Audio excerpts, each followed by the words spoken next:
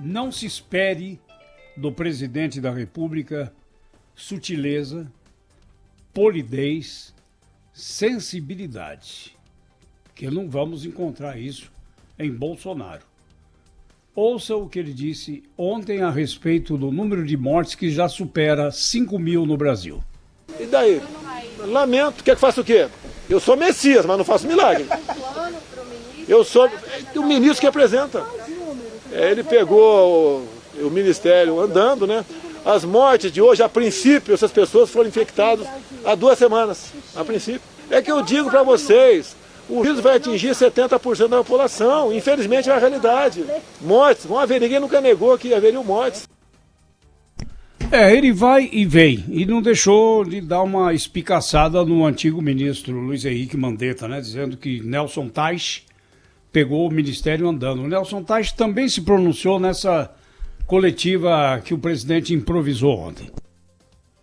O que tem que ficar claro é um número que vem crescendo. Alguns dias atrás eu coloquei que isso poderia ser um acúmulo de casos de dias anteriores que foi simplesmente resgatado. Mas como a gente tem uma manutenção desses números elevados e crescentes, a gente tem que abordar isso como um problema, como uma curva que vem crescendo, como um agravamento da situação. Que é grave, não há a mínima dúvida, né? Não há a mínima dúvida. O Brasil toma providências, amplia por mais um mês a proibição de entradas aéreas, mas tem várias exceções. Mas, de qualquer maneira, o país está tentando, né, até com a experiência de outros que já antes dele tiveram casos do coronavírus, minimizar a situação que é grave, principalmente no estado de São Paulo, né, onde está o maior número de casos.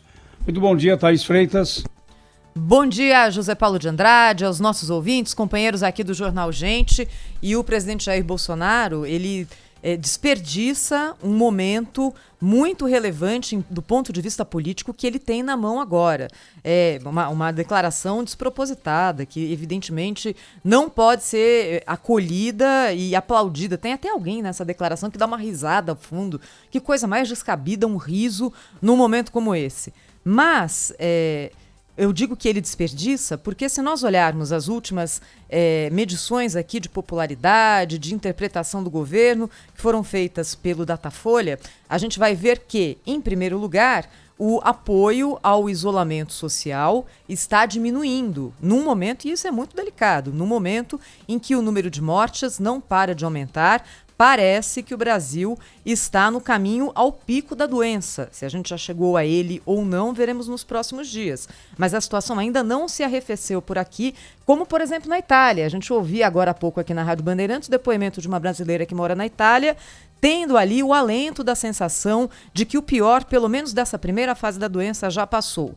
Muito bem, isso acontece, o apoio ao isolamento está caindo, até porque a condição social do Brasil é outra. Nisso, evidentemente, que é até uma crueldade a gente se comparar com a Europa, não é? A situação aqui social, de pobreza, de necessidade é muito mais grave. E, ao mesmo tempo, com esse programa de distribuição de recursos emergenciais da pandemia, o apoio do presidente Jair Bolsonaro entre a camada mais pobre está aumentando, como detectou o Datafolha. Em famílias que ganham até 1 salário mínimo, 2 e 3 salários mínimos. O apoio a ele despenca na classe média, ligado também a esse episódio envolvendo o juiz Sérgio Moro. Isso ainda não bateu lá embaixo. Então, o presidente Jair Bolsonaro hoje conta com um apoio de parte muito significativa da nossa população e mais vulnerável. Se ele lesse esse cenário, não falaria isso que ele disse ontem, mas nunca, ninguém pode falar uma coisa dessas. E ele não está numa situação de apoio, de vulnerabilidade política neste momento que justifique qualquer tipo de atitude impensada como essa. Então, enfim, a mim só cabe lamentar essa declaração, mas também chamar a atenção do nosso ouvinte que, politicamente, nesse momento, o presidente Jair Bolsonaro tem um capital muito interessante.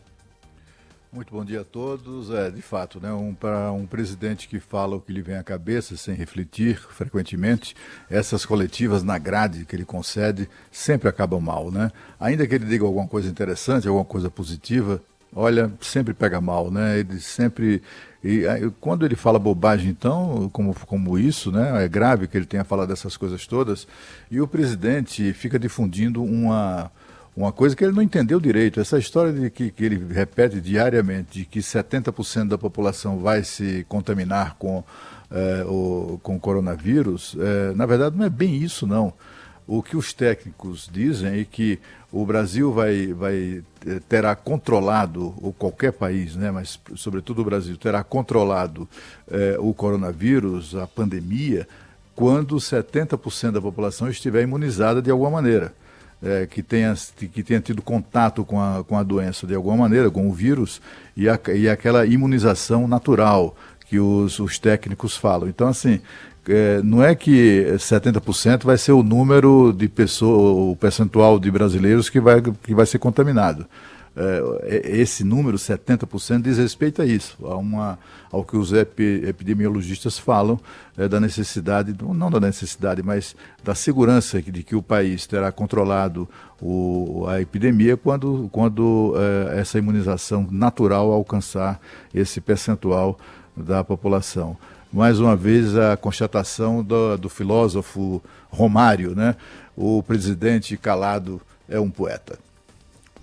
Olha, o presidente Jair Bolsonaro foi coerente, né? Aliás, ele é sempre coerente. De incoerência ele não pode ser acusado. E nenhum de nós pode ser surpreendido com declarações assim do presidente da República, né?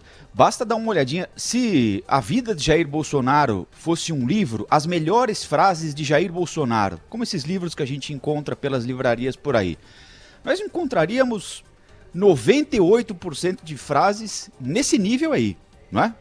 Se começarmos a recuperar aqui o que diz Jair Bolsonaro há 30 anos, desde que ele deixou o Exército, desde que ele deixou as Forças Armadas e se transformou em vereador no Rio de Janeiro, o tom é esse aí, né? Falta de empatia, falta de perspectiva de se colocar no lugar do outro, né? A coisa é mais ou menos essa, né? Ontem eu assisti essa entrevista todinha e ele vai se empolgando com esses puxa-sacos que ficam ali no cercadinho, né? Porque são dois cercadinhos. Tem um onde ficam os jornalistas e outro onde fica o pessoal com camisa do Brasil, que vai até lá para ver, fotografar o presidente. Tem gente que tem curiosidade legítima, que quer conhecer o presidente da República, enfim, que está passando por Brasília, quer aproveitar a oportunidade. E tem outros que vão ali para formar uma espécie de plateia mesmo, né? E são esses que começam a dar ao presidente... Imagine um ator num palco, né? Ele vai sendo aplaudido, ele vai falando de improviso e vão dando risada e ele vai ganhando moral, e aí o limite vai embora, né? E mais ou menos é isso que acontece. Ontem estava nesse tom essa entrevista do presidente da República. Ele começou a fazer graça, uma piada aqui, outra colar, parecia até bem humorado ontem, né? Dizendo, e com coisa séria, né, Rafael? Esse que é o detalhe. Mas ele tinha um momento ali que ele começou a brincar com a imprensa. Vocês estão gostando de mim, eu tenho uma paixão reprimida por vocês. Uma outra brincadeira, aí o pessoal começa a rir aqui, rir acolá, e aí ele mete o pé pelas mãos e fala uma bobagem desse tamanho. Eu acho que mais importante até do que a bobagem é o que eu disse aqui, ela é coerente com a história do presidente da República, infelizmente, né? A gente não pode se surpreender com isso, infelizmente, tipo um homem que já disse o que ele disse, dizer isso é mais uma num livro, talvez seja a página 128 do livro de bobagens ditas pelo presidente da República.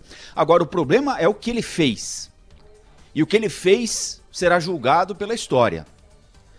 Às vezes em que ele disse que o isolamento social era uma bobagem, às vezes em que ele veio a público na condição de presidente da República, de líder do país, e ao invés de liderar o Brasil em direção à defesa do coronavírus, a possibilidade de que a população se defendesse do coronavírus, a todo instante o que ele fez foi atacar o isolamento social.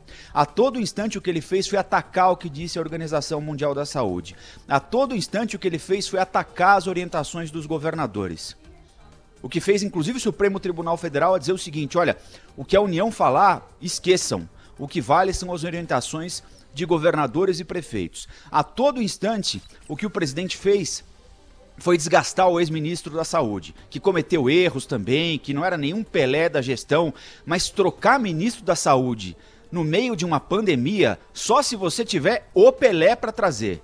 E aí ele traz um ministro da Saúde com um desânimo encantador, que há 10 dias diz o seguinte: preciso entender o que está acontecendo, preciso acompanhar a evolução da doença, estamos acompanhando o que está acontecendo, ainda estamos entendendo o que está acontecendo. Bom, se é para continuar entendendo o que está acontecendo com gente morrendo todo dia, eu não entendo essa troca. Sinceramente, não entendo a que veio o ministro da Saúde, pelo menos por enquanto.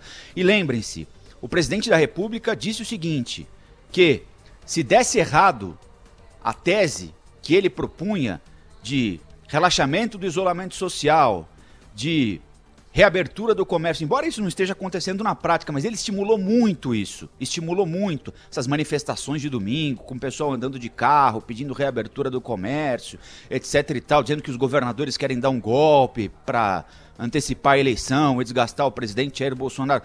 Ele mesmo disse, podem jogar a conta no meu colo, e essa conta vai para o colo do presidente Jair Bolsonaro.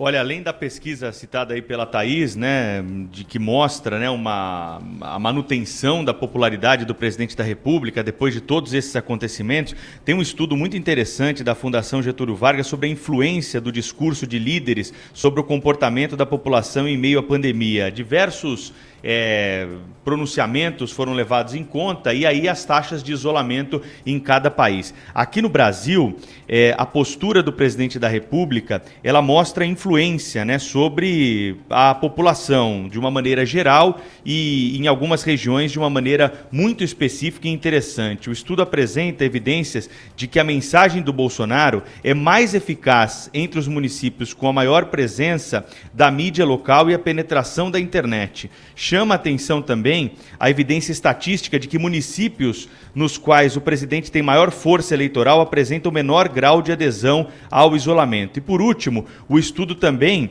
enfatiza que a mudança no comportamento da população é induzida por líderes políticos com persuasão, motivação e liderança e não através das instituições e dos órgãos oficiais. É um levantamento, então, que mediu aí o índice de isolamento em todo o Brasil e a gente vê claramente, né, no mapa que foi desenhado aqui, o percentual de adesão ou não ao isolamento. Hoje, por exemplo, na cidade de São Paulo, a gente está acompanhando aí congestionamentos maiores do que os vistos ontem, anteontem. Então, é crescente também aqui o relaxamento das pessoas em relação à determinação de governadores e prefeitos. O fato é que a gente precisa saber se nós estamos perto do pico, se já atingimos o pico da doença. Essa é a informação que precisávamos ter nesse momento, né? São 474 mortes registradas nas últimas 24 horas, segundo o balanço oficial do Ministério da Saúde. A gente não sabe se esse é o número geral, até porque os cartórios estão dizendo que há um aumento do número de mortes registradas por síndrome respiratória aguda grave, que tem tudo a ver com a Covid-19. 1000% de aumento, segundo um balanço de cartórios de todo o país. Em alguns estados, chega a 6.000 o número, como é o caso, por exemplo, de Pernambuco. No Rio de Janeiro, não tem aumento desse tipo de morte registrada por doença de síndrome respiratória, mas tem por causa indeterminada.